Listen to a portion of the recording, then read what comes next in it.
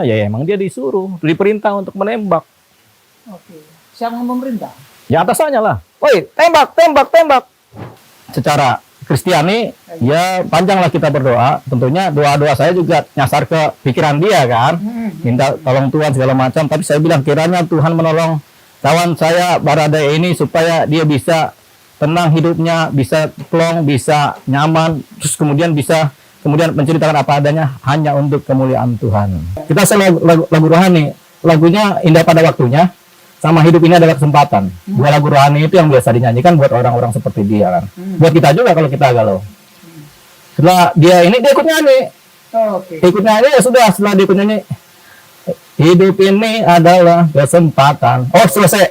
Ini udah aman kalau dia ikut nyanyi kan berarti kan udah pulang gitu kan. Itu cepat tuh, tetet. 2 jam jadi kan gitu kan. Jadi 4 lembar. Jago juga dicerita. Ini ngarap apa enggak? Kita baca dong. Ini runtut semua nih. Ini kayaknya ini fakta-faktanya nih kan.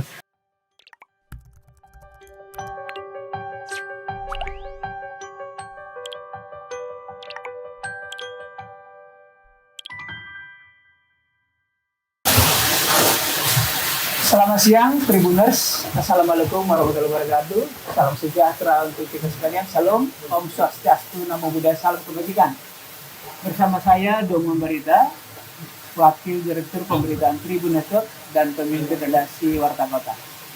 Siang ini kita akan berdiskusi kembali. Kalau kemarin kita berdiskusi dengan Bang Petrazen, pengacaranya Mbak atau Ibu Putri, kemudian Mas Eka, pengacaranya keluarga Brigadir J. Siang ini, atau tepatnya sore ini, kita akan berbincang dengan pengacara dari Bayangkara 2 atau Barada 2, Richard Eliezer atau Barada E, yang berstatus tersangka dengan 3 pasal dalam kasus kematian Brigadir J di kediaman mantan Kadif Propam Mabes Polri Bapak Irjen Verdi Sambo. Di sebelah kanan saya sudah ada pengacara yang eksentrik, ya, rambut gondrong, Bang Delipa Yumara. Selamat siang, Bang. Selamat siang, Bang. Salam sehat. Salam sehat, salam sejahtera. Puji Tuhan. Sehat. Baik, salam sehat.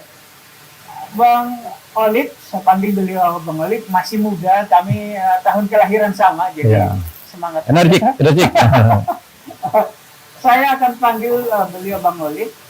Bang Olip, kita tahu atau publik sudah tahu bahwa pengacara Barada E sebelumnya sudah ada Andreas Nahor. Iya. Sekarang Abang bisa cerita di seputar pergantian ini? Ya, jadi seputar pergantian ya. Jadi pada hari Sabtu kita ditelepon dari Mabes Polri, dari Bareskrim untuk segera merapat ke Bareskrim, ke ruang sidik lantai 4 Bareskrim, karena ada yang darurat, ada yang penting darurat dan untuk kepentingan negara. Ya namanya kita pengacara merah putih, pengacara merah putih itu pengacara yang benderanya merah putih. Nah tapi kan kita semua kan merah putih semua kan, jadi kita pengacara negara merah putih ini kan. Nah kita datang, dipanggil ya kita datang. Biasanya juga begitu, kalau dipanggil ya kita datang oleh kawan-kawan penyidik. Kalau ada yang darurat kebutuhan pengacara, ya kami datang dipanggil. Itu namanya tugas negara bagi kami. Di wilayah pengacara ada pekerjaan swasta, ada kita mendampingi swasta sebagai hukum pribadi. Tapi ada juga kita bertanggung jawab dan mendampingi negara kalau negara butuh begitu. Karena itu adalah ya memang kewajiban kita, dan itu memang diatur dalam undang-undang profesi advokat juga. Nah, ketika kita dipanggil kemari ke Bareskrim, nah kita sampai ke sana dijelaskan semuanya bahwasanya pengacara dari Barada E mengundurkan diri. Penyebabnya apa? Nggak tahu. Tapi yang paling penting segera bertemu dengan Barada E untuk siapa tahu mau menjadi kita menjadi kuasa hukumnya dia, atau dia mau memakai kita menjadi kuasa hukum. Ini yang dimaksud negara menyediakan pengacara kepada tersangka, karena ini kan tersangka pembunuhan, otomatis perlu kuasa hukum supaya penyidikan berjalan formil, tidak ada cacat formil. Itu kepentingannya yang paling utama. Oke. Kita kemudian bertemu dengan Barada E, kita bicara banyak apa kepentingannya. Dia mau menggunakan kami sebagai kuasa hukum, yaitu saya Delipa Yumara dan tim, yaitu Pak Muhammad Burhanuddin. Kita semua berdua aja karena kita pikir ya ini perkara lumayan berisiko, ya 2 orang yang sudah senior aja lah gitu. Oke, jadi kita kemudian membuat kuasa dari Baradae ke kita. Nah, ini adalah surat kuasanya. Surat kuasa ini dari Richard memberikan kuasa ke kami selaku kuasa hukum, yaitu Dewi Payumara dan Burhanuddin. Ya. Oke, di sini tertulis yang surat kuasa yang bertanda tangan di bawah ini nama Richard Eliezer Pudihang Lumiu. Ya. Bahkan ada nomor KTP, tanggal lahir di Manado 14 Mei 98, agama Kristen Protestan, kewarganegaraan, pekerjaan Polri, alamat Jasrama Brimob Cikeas. Ya. Kampung Kaduk Kubur, Cikeas Udit, Kabupaten Bogor, Jawa Barat. Ya, oke. Dan beliau, Mbak Richard ini memberikan kuasa kepada saya, Dewi Payumara, sarjana hukum, sarjana psikologi, dan Muhammad Burhanuddin, sarjana hukum dan magister hukum. Bang Olip tadi menyebut bahwa keberadaan Bang Olip dengan Baradae adalah karena dipanggil Bareskrim. Ya. Berarti abang dalam hal ini karena di luar ditanya, Baradae kan gajinya kecil, nggak mungkin bayar pengacara. Berarti abang dari Bareskrim ya? Iyalah, kita juga nggak mungkin minta pembayaran dari Baradae kan. Tentunya kita ini kan ada yang namanya pekerjaan membela negara. Nah, kewiraan kan ada. Kita bela negara gimana? Karena kita kapasitas sebagai pengacara, ya kita bela negara, pengacara kita sebagai pengacara kan gitu kan. Bekerja untuk kepentingan negara. Nah, itulah yang menjadi dasar landasan kita kemudian menerima perintah dari penyidik dari Bareskrim untuk bisa diminta untuk mendampingi Baradae. Baik. Bang Olip tadi menyebut sudah bertemu dengan Baradae. Sudah. Oke. Pertama-tama apa yang abang lakukan pendekatan? Biasanya kan orang begini dia dituntut dituduhkan 3 pasal, agak berat kan. Ya. Pendekatan apa yang abang lakukan sehingga bisa berbicara? Jadi sekitar jam 2 kita harus menunggu Baradae kan masih tidur, kecapean dia di ruang sebelah. Jadi setelah dia bangun segar, saya masuk. Jam 2 siang. Oke. Dua kan dia pemeriksaan muter lama itu sampai nggak selesai itu kan, sampai ini sampai dia juga pusing kan, nggak tidur. Nah, ketika jam 2 dia bangun, ya kita temui dia di satu ruangan khusus di ruangan itu. Ya kita ngobrol, tapi ya memang dia masih pucat, masih galau, masih tertekan, masih cemas. Bahkan ke kita dia masih mikir, "Bang, kalau saya jawab ini bagaimana? Kalau saya jawab begini, hukuman saya bagaimana?" Loh, kok Anda bisa beda-beda ini ceritanya? Kan gitu kan. Ya saya masih mikir, Bang, dia cuma bicara simpul-simpul kecil nih. Kalau dia melakukan, bagaimana? Kalau nggak melakukan, bagaimana kan begitu kan? Atau dia ini. Oke, ini deh. Anda agamanya apa? Oh, dari Manado. Oh, udah. Ngana dari Manado. Kita kan lama di Bitung. Kita pakai bahasa Manado. Iya. Kita bahasa Manado sama dia, kita gali dia punya pengalaman hidupnya di Manado, kita dapat. Oke, dia mulai tenang. Tapi kemudian kita kalau mulai wawancara, ya kita harus berdoa dulu. Karena ini Kristen, kita kebetulan Kristen juga. Ya sudah lah. Ini sekarang kita pengacara nih, Baradae, Richard. Tapi sekarang kita menjadi pendeta dulu lah. Kita berhenti dari pengacara. Hari ini kita jadi pendeta siang ini. Akhirnya mari kita berdoa. Richard, kau yang berdoa bukan kita. Bang, saya nggak bisa berdoa, Bang. Saya bingung, Bang. Oke, kalau gitu saya berdoa. Saya pendeta ya, ingat, Ani pendeta ya. Jadi kita berdoa secara Kristiani, ya panjanglah kita berdoa. Tentunya doa-doa saya juga nyasar ke pikiran dia kan. Minta tolong Tuhan segala macam. Tapi saya bilang kiranya Tuhan menolong kawan saya Baradae ini supaya dia bisa tenang hidupnya, bisa plong, bisa nyaman, terus kemudian bisa menceritakan apa adanya hanya untuk kemuliaan Tuhan. Di sini masuk bukan hanya pendeta, tapi psikolog ya? Ya, kan saya psikolog juga. Lulusan dari UI nih, gini-gini, jelek-jelek ini lulusan dari kampus Universitas Indonesia ya. Hukum juga Universitas Indonesia. Hukum dari UI. Psikolog juga? Dia dari UI. Kita ada kawan saya S2 UI, lanjut. Ya, nah, baru kita masuk. Nah, tapi dia masih udah tenang dia. Setelah berdoa dia tenang, dia lemes gitu. Kelihatannya dalam hati kita, setannya kabur nih kayaknya. Apa malaikat turun belum tahu juga. Belum yakin kita kalau ada malaikat turun ke dia kan. Kita selalu lagu rohani. Lagunya Indah Pada Waktunya sama Hidup Ini Adalah Kesempatan. Dua lagu rohani itu yang biasa dinyanyikan buat orang-orang seperti dia kan. Buat kita juga kalau kita galau. Setelah dia ikut nyanyi. Ikut nyanyi ya sudah, setelah dia ikut nyanyi. Hidup ini adalah kesempatan. Oh, selesai. Ini udah aman kalau dia ikut nyanyi kan, berarti kan udah pulang gitu kan. Udah. Bang Richard, sekarang aneh sudah jadi pendeta, sekarang aneh mau jadi pengacara lagi. Kan tapi aneh jadi psikolog dulu deh. Oh, persoalan hidup lu apa sih? Kan gitu. Bang, pacar saya bang, si Willy. Nah, saya ingat pacar. Dia bilang mau telepon. Mana nomornya? Adakah anggota Brimob? Kasih nomornya. Ya, telepon dulu. Ngobrol dulu sama si Willy. Ini pacarnya nih. Lama dia ngobrol-ngobrol sama nangis-nangisan kan, udah selesai dah. Ini kesentuhan kepribadian kan. Lama dia nggak bisa komunikasi sama pacarnya, itu kan sakit hati kan. Namanya kalau orang Manado, Maitua. Kita pergi Maitua, di mana dia suruh pulang ke Manado kan. Kita tinggal di sini kan. Tangis-tangisan oke. Kita bicara juga sama si DP Maitua kan, DP pacar kan. Udah, kita udah bicara oke. Nah sekarang kita masuk ke sesi psikologis. Sorry, pacarnya di mana tinggal? Tadinya di Jakarta, dia pulang Manado. Gara-gara beginian. Pacarnya nggak punya pegangan. Kita juga kalau punya pacar nggak punya pegangan, kabur pacar kita kan. Oke. Ya oke, setelah itu ini detail ya, yang saya alamin. Oke, setelah itu ya sudah. Kalau gitu gini, kan kau sudah damai, sudah plong. Saya pikir-pikir nih pakai ilmu jiwa dulu nih, kayaknya roh Tuhan sudah masuk nih, malaikat sudah masuk ke jiwanya. Saya tanya pergi nih kan gitu kan. Ya oke, kalau gitu mau cerita apa adanya? Mau bang, cerita apanya? Kertas, oke. Dia udah sempat tulis, tapi salah semua tuh kan, berapa kali dia tulis salah semua. Oke, saya kasih 4 lembar kertas, tulislah. Bebas, suka-suka. Kau, Richard, tulislah. Ngana pikiran apa adanya, ngana tulislah di tulisan itu. Ngana pengalaman batin, ngana pengalaman yang terjadi, apa yang tertekan-tekan, hilangkan pokoknya apa yang ngana lihat kan gitu kan. Apa yang ngana lihat? Ya bang, kita juga mau tulis itu kan. Oke, kasih pulpen. Saya tinggal dong. Namanya kita juga nggak boleh melototin. Ya sudah, saya setelkan lagu rohani lagi, saya tinggal. Itu cepat tuh, tedet. 2 jam jadi, kan gitu kan. Jadi 4 lembar, jago juga dicerita. Ini ngarang apa enggak? Kita baca dong. Ini runtut semua nih. Ini kayaknya ini fakta-faktanya nih kan. Dari tanggal 2 Juli, 3 Juli, 4 Juli, 5 Juli, 6 Juli. Ini kan ada saya akhirnya menyingkat-nyingkat apa yang diceritakan juga. Tulisan saya sih jelek ya, tapi cukup lah, bagus lah. Ini contoh-contoh di mana jam 12 malam, tanggal pernikahan di Magelang, ada tulisannya. Kemudian, ya ini tulisan-tulisan saya juga nih. Saya kan tadinya menuliskan buat dia ini kan tadinya kan. Nah, maksudnya di Magelang pernikahan? Hari acara pernikahan lah. Acara apa? Ulang tahun pernikahan. Kirjan? Kerjamu.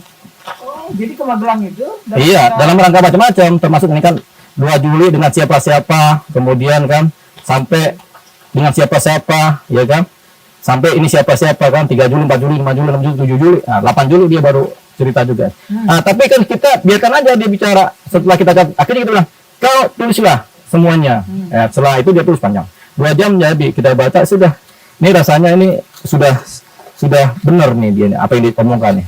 Oke, kita koordinasi dengan Bareskrim, dengan penyidik. Oke bang, ini udah siap semua nih kan, kelihatannya jiwanya udah masuk ini, udah masuk kembali nih roh Tuhan ini kan. Bareskrim mendata ini ulang dengan BAP sebelumnya. Wah, ini masuk nih. Yaudah, dimecikan dengan bukti-bukti dan saksi-saksi yang lain. Ini lebih pas ini. Nah gitu. Oke, kalau gitu kita BAP si Baradae. Memang di BAP keluar semua. Nggak tahu itu Tuhan bekerja di pikiran dia sehingga semua data itu begitu jelas disampaikan. Ketika data itu begitu jelas disampaikan dalam BAP itu pro justisia. Tapi 4 surat ini adalah surat-surat yang dia buat tulisan tangan. Itu dicap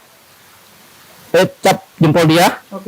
4 surat ini tulisan tangan dia di tanda tangan. Saya minta kiri kanan, atas bawah tanda tangan, cap 2 setiap sebentar. Ini jarum. Nah, itu kemudian diolah menjadi bagian dari penyidikan. Oh, itu bisa menjadi bagian dari penyidikan. Iya kan itu barang bukti? Bisa barang bukti, tapi kan itu kan bukan pro justisia karena kan tulisan tangan di konversi ke dalam BAP, dalam pemeriksaan ulang kita dampingin dia sehingga jadi curahan hati tadi itu menjadi barang bukti bagian dari barang bukti tapi diulang untuk dimasukkan dalam BAP. Dan kita yang mendampingi itu saya dan Burhanuddin. Saya dengan pengacara satu Burhanuddin. Dan kita menyimak setiap perkataan, setiap cerita di situ dan detail banget. Kita rekam dong. Namanya kita pengacara kan ahli merekam. Orang cewek cantik kita rekam, masa yang begini enggak gitu. Gitu. Nah, kita rekam dengan baik. Oke, sudah dapat posisinya. Oke, tanda tangan semua sepakat. Baradae udah emang itu padanya teken. Tanda tangan BAP kami sebagai yang mengetahui cerita ini. Abang bertemu dia tanggal berapa itu? Minggu kemarin? Iya, hari Sabtu. Hari Sabtu ya. Ya, kita lupa tanggal lah, satu Hari tanggal berapa? Sabtu berarti tanggal 6. Ah, tanggal 6. Kan kemarin. Iya, tanggal 6 kemarin. Ini kan tanggal 6 berarti sebulan dari kejadian. Kita tahu bahwa Iya. versi sebelumnya bahwa baku tembak atau tembak menembak bukan. Iya, posisi sebelumnya kan skenario tembak menembak. Nah, apa yang disampaikan Baradae setelah bertemu apa? Ya, apa dan yang disampaikan ya tidak ada tembak menembak, yang Tidak ada ada tembak menembak. tembak-tembak. Aha.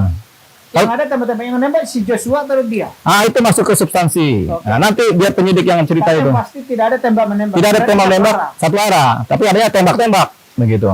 Tembak-tembak itu apakah bisa disebut 2 kali tembakan? Bu, namanya tembak dor. Nah, itu tembak-tembak tuh. Ah, ada tembak doang dor. Tembak-tembak itu bisa lebih dari 2. Dor kan gitu. Apalagi kalau brand kan, gitu. Oke. Baradae atau Richard kan tersangka tanggal 3 Agustus. Dia memberi testimoni ke abang tanggal 6. Berarti Ya. sudah tersangka dulu. Ya, dia tersangka. Tersangka kan sesuatu yang dikira-kira masuk unsur kan. Oke. Tapi kalau masuk unsur, kalau ceritanya berbeda juga, ceritanya ini juga berbahaya juga. Dia tersangka, makanya ketika dijadikan tersangka, pusing lah ini pengacara terdahulu kelihatannya. Karena ceritanya nggak masuk akal, tapi dia jadi tersangka kan. Oh, oke. Gitu. Makanya akhirnya dia minta cabut cabut Pernyataan. pernyataan BAP terdahulu, dia minta BAP baru. Oh, oke. Jadi BAP dengan pengacara yang terdahulu sudah Dicabut, berarti BAP yang baru termasuk testimoni 4 lembar tadi. Iya, itu langsung BAP dong, sebagai Oke. ceritanya dia. Kalau BAP terdahulu dia dijerat pasal 340, 338, Nah, di BAP dia 338, junto 5556. 56. Tapi versi lama dan versi baru Nah, kalau yang terbaru ini apakah masuk unsur itu? masuk unsurnya 338. 338 junto 5556. Oh, tetap masuk. Tetap ya? masuk. Pertanyaan saya, apakah dia mengakui dia yang melakukan? Ya, kalau dia sudah merasa bersalah, udah sampaikan permintaan maaf kan berarti ya sudahlah. Ya, itu orang bersalah kan berarti dia melakukan. Oke. Dia udah sampaikan ke kita juga kok dia melakukan. Oke. Nah, pada tanggal 8 itu kronologi yang dia ceritakan, apakah kalau yang versi yang lain kan si brigadir ini keluar dari kamar lalu Masuk substansi. Jadi yang terdahulu berbeda dengan sekarang. pokoknya itu tidak masuk. Pokoknya itu berbeda dengan sekarang. Sekarang ini berbeda. Sekarang ini yang terbaru nih yang jadi fakta. Oh, jadi ini udah di substansi Ya, ya. Tapi substansi. bahwa yang sebelumnya disebut itu tidak seperti itu. Tidak seperti itu, Begini, ngakunya ceweknya cantik, ternyata pas kita lihat menonton ternyata jelek, yang gitu kan. Ya kira-kira begitulah. Berbeda kan, cantik sama jelek kan begitu. Oke. Ya contohnya gitu lah sederhana. Oke. Baik. Bang Olip selama ini dia tinggal di di alamat seperti tadi yang di KTP atau tinggal Cikes. di rumahnya Ya kita nggak tahu dia tinggal di mana, yang jelas setiap hari ngikutin ya namanya ajudan pagi siang sore malam. posisi dia sebagai ajudan untuk Sambo atau istrinya? Ya dia driver bebas lah. Kadang kan keluarga ini kan, Oke. bisa ke anaknya, bisa ke istrinya, bisa ke sambonya. Oh, jadi posisi dia driver ya? Iya, bukan Iya. seperti disebut sebagai Iya, ajudan ya? enggak, kalau menurut cerita dia bebas, kadang driver, kadang pengawal, bebas lah namanya. Oke. Namanya juga ajudan. Saya punya ajudan juga bebas, kadang jadi driver, kadang jadi tukang masak, itu orang itu. Bebas namanya ajudan. Bang Olip yang sering dipertanyakan orang juga, kok senjatanya canggih betul? Abang mungkin sebut ini materi, tapi perlu diketahui, apakah itu senjata dia? Saya nggak ngerti senjata ya. Saya itu bukan orang yang megang pistol, jadi nggak ngerti senjata bagus apa nggak tahu saya. Jadi susah jawabnya itu. Gitu. Oke, baik. Saya kembali ke pertanyaan setelah bertemu Baradae. Tim kami di Manado coba mencari orang tuanya, Ya. tapi tidak ketahuan. Apakah ada abang kontak dengan keluarganya? Jadi waktu ketemu dengan Baradae dia menyatakan keluarganya itu dipanggil ke Depok sini, terus kos di Depok. Karena apa? Nanti ada orangnya dari dia punya pimpinan akan mendatangi mereka untuk melakukan pengawalan. Pimpinannya dia, ya Pak, tentunya Sambo. Pak Ferry Sambo. Berarti keluarganya itu didatangkan dari Iya. Manado ke Jakarta. Iya, menurut keterangan dia ya. Ini nggak masuk dalam BAP. Menurut keterangan dia secara tunannya, dia saya tanya ini keluarga di mana? Keluarga tadinya saya taruh di ini karena nanti ada bantuan pengawalan dari bos saya kan gitu kan. Ternyata setelah saya tahu gini, saya buru-buru telepon supaya ganti nomor semua, hilang dia. Nah, jadi dia Baradae ini sendiri yang minta supaya keluarganya menghilangkan diri. Takut kenapa-napa. Dia berpikirannya sudah hati-hati kan. Akhirnya keluarganya di ini udah nggak ada kabar lagi. Mungkin sudah pulang lagi ke Manado. Tapi memang keluarganya sempat Kemari tapi karena ada nomor undangan. teleponnya diganti semua. Diganti semua. Atas inisiatif Si Richard. Ya, Nah. Richard ya. Oke. Nah, kita juga nggak hilang kabar dari Eliezer tentang keluarganya ya. Bang, kalau ada nggak cerita si Baradae seberapa dekat hubungan dia dengan si almarhum Joshua? Nah, ini kan kaitannya dengan surat yang disampaikan lewat saya ya, tentang permohonan bela sungkawa kepada keluarga. Kalau dari cerita dia sangat dekat sekali dengan keluarganya. Kalau dari surat ini juga secara psikologis, surat ini menunjukkan kedekatan yang sangat-sangat amat sangat dengan keluarganya si Joshua almarhum. Si Richard ini dekat juga dengan keluarganya Joshua. Jadi keluar karena Bukan dia hanya dengan Joshua saja. bukan Joshua tapi dengan adiknya namanya Reza, dengan bapaknya yang polisi juga. polisian juga. Jadi dekat mereka ini sering namanya sudah jadi keluarga kan? Ya dekat. Jadi secara pribadi si Richard dengan si Joshua dekat. Iya, kayak saya sama bini saya dekat keluarga. Kadang-kadang jauh kalau kita ngumpet. Iya. Apalagi? Oke. Saya kembali Bang ke detik-detik itu kan Ibu PC dan Joshua dan Baradae baru pulang dari Magelang. Nah, itu substansi, Bang. Substansi ya, nggak boleh masuk ke situ ya. Ya. Saat kejadian si Baradae apakah melihat si Substansi, Bang. Oh ya. substansi lagi nggak bisa masuk ke situ ya, ke Baradae melihat si Joshua apakah Enggak, udah. Itu substansi materinya penyidik, wilayahnya kewenangan penyidikan. Oh ya benar, Baradae mengirim surat ke keluarganya Joshua, itu tulis tangan dia. Ini? Itu serangannya Baradae ini. Bisa dibacakan Bang? Atau saya bacakan? Bacakan aja. Oke. Kalau bisa baca. Gantian bacakannya. Biasanya kita Saya bacain. bacakan surat dari Baradae. Saya Baradae mengucapkan turut berbelasungkawa atas kejadian ini. Buat Bapak Ibu dan Reza adiknya si Joshua, atau keluarga Bang Yos dia memanggilnya. Sekali lagi saya mengucapkan turut berbelasungkawa yang sedalam-dalamnya. Tuhan Yesus selalu menguatkan Bapak Ibu, Reza serta keluarga Bang Yos. 7 Agustus. Ya. 7 Agustus berarti hari Minggu 2022 pukul 1.24 WIB. Pagi. Dini hari pagi. Richard. Ya. Baik. Terima kasih. Tadi keluarganya nggak tahu ya sekarang posisinya apakah pulang ke Manado atau Ya, kita belum tahu kan nggak ada komunikasi nih. Kalau Abang nggak komunikasi langsung dengan keluarga? Enggak. Karena dia juga nggak komunikasi, suruh ganti nomor hilang semua. Kayak korupsi lah, kalau kita KPK kan, kena KPK ganti nomor, hilang semua tuh, ting. Handphonenya hilang, orangnya juga hilang. Bang, apakah Ya. Richard ini cerita tentang hubungan si Ibu Putri dengan Joshua? Oh, dia tidak tahu. Dia nggak tahu ya? Tentang itu dia tidak tahu. Dalam ceritanya juga dia nggak tahu tentang itu. Nggak ada cerita tentang itu. Soal ada desas desus juga? Nggak ada, dia nggak tahu itu. Nggak ada cerita tentang itu. Maksud saya dia tidak tahu atau Abang tidak tanya? Sudah saya tanya. Nggak ada, pas saya nggak tahu. Kejadian saya di luar tiba-tiba datang udah begini-begini. Saya nggak tahu lah. Gitu kan, dia juga nggak mau tahu urusan orang kan. Ya udah, dia punya tidak tahu gitu aja. Memang nggak tahu memang. Oke. Bang, belakangan ini kan disebut dia disuruh oleh yang punya kuasa. Apakah waktu kejadian itu dia memang disuruh?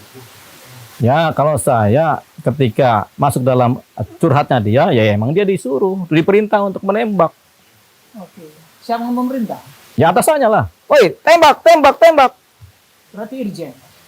Atasannya Atasannya. lah, dia lah.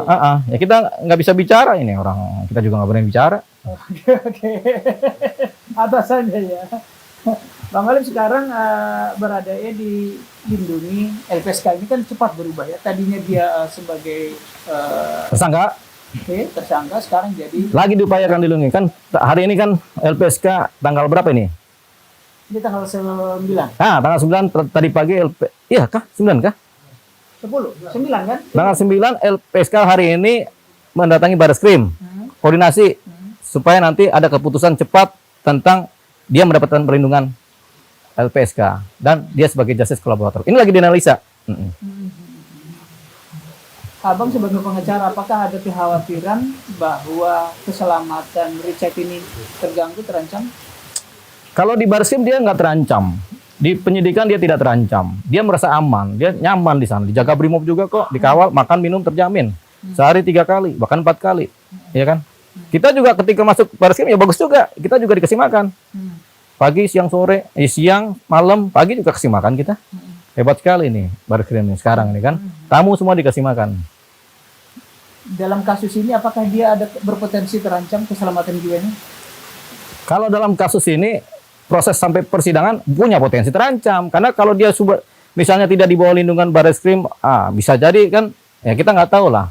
Terancamnya itu kan makanya memang pengawalan dia di baris krim sangat ketat sekali sehingga susah orang luar bisa tembus. Oke. Nah, Bang Olive juga menyebut ada semacam ancaman. Ancaman itu apakah inline dengan ancaman dihadapi si Richard? Saya? Ya. Oh saya kalau saya sih ada pernyataan supaya berhenti aja lah begini itu kan bagian dari triggering untuk supaya kita nggak jadi pengacara. Tapi kan kita pengacara udah lama, udah 22 tahun, 24 tahun lah kita jadi pengacara ini kan. Dari zaman dulu udah hampir dibunuh, hampir kita tenggelamin, udah macam-macam deh. Ya kita biasa aja lah hidup. Makanya kita kalau jadi pengacara nggak boleh pakai jas, ketahuan kita jadi pengacara, mending kita jadi musisi aja pakai kan nggak tahu kita pengacara bukannya kan, bebas kita kemana-mana kan. Kalau pakai jas pakai dasi mati kita. Satu hal kelemahan saya kalau pakai jas pakai dasi nggak bisa ngomong. Oh gitu ya? Iya, langsung ngomong begitu. Mau ngomong apa? Ya jadi goblok. Itu kelemahan saya kalau pakai jas. Makanya kalau orang suruh pakai jas, ya nggak bisa. Tapi kalau jadi pendeta pakai jas kan enak. Kuah-kuah-kuahan gitu. Tapi kalau kita ya pengacara gini aja lah. Ya kan? Tribuners perlu tahu bahwa Bang Olive ini juga musisi dan vokalis ya. Next time kita ulas soal itu. Ya. Oke, hari ini kita tentang Siap. Barada E. Bang Olive nanti malam dalam hal ini pemerintah juga tampaknya mendorong supaya kasus ini clear. Di malam atau sore ini katanya akan ada tersangka baru yang akan diumumkan berdasarkan info dari Pak Menko Polhukam. Apa harapan Bang Olive? Atau harapan dari Barada E? Kalau harapan dari Barada E sih semoga kasusnya terang ya. Supaya paling enggak siapa yang salah siapa yang benar ketahuan. Walaupun dia mengaku salah paling enggak ya ini kan saya kan polisi, BRIMOB. Saya menjalankan perintah atasan. Tapi saya juga takut, kata dia gitu kan. Tapi karena ketakutan juga, kalau nggak saya menembak, saya ditembak. Kan gitu kan. Sama yang nyuruh nembak kan gitu kan. Makanya dia sembari dar gitu aja. Ya itulah perintah dari atasan. Kadang-kadang perintah yang melanggar hukum berbahaya kan. Tapi kan karena dia begini, karena dia itu adalah prajurit BRIMOB yang terbiasa perintah komando. Ya tentu apa kata komandonya dijalankan sama kayak BRIMOB di Papua, perintah tembak dadar gitu kan. Apakah itu dipersalahkan? Kita lihat secara proses pelaksanaannya gitu. Bang, satu pertanyaan terakhir. Kejadian apakah benar tanggal 8 Juli pukul 17 sore di kediaman rumah dinas Pak Irjen? Ya kalau secara curhatnya dia begitu. Cuma berapa menit aja itu kejadiannya. Secara curhat ya, bukan secara pro justisia. Kan dia kan curhat juga sama saya. Nggak masuk dalam ini kan. Ya begitulah kira-kira. Oh, kejadiannya singkat. Iya singkat aja. Baik Tribuners, ini bincang-bincang kami dengan Bang Olive, pengacara Barada E. Tapi sebelum kita tutup barangkali ada closing statement dari Bang Olive, silakan. Ya closing statement tentunya saya karena adalah kuasa hukum dari Richard. Tentunya Richard menyampaikan kepada saya supaya disampaikan kepada masyarakat. Pertama adalah dia meminta maaf kepada keluarga korban, kepada keluarganya, kepada masyarakat Indonesia. Dia juga minta maaf khususnya kepada BRIMOB, di mana korpsnya adalah BRIMOB. Dia sudah sampaikan minta maaf kepada BRIMOB karena jiwa korsa dia terpanggil. Dan dia juga minta maaf kepada negara, kepada institusi Polri dia minta maaf. Itu ya, apa yang dia sampaikan. Sampai pada titik itu. Kalau harapan dari kami sebagai kuasa hukum dan dia, ya kita biarkanlah kita bersidang dengan baik, membuka semua kejadian-kejadian ini di dalam persidangan sehingga semua menjadi jelas siapa yang benar, siapa yang salah. Itu aja. Baik, Bang Olive, terima kasih. Tribuners dan sahabat Warta Kota, demikian bincang-bincang kita sore ini. Ini fakta baru tentu saja. Fakta baru menurut saya, setidaknya informasi baru yang perlu diketahui publik bahwa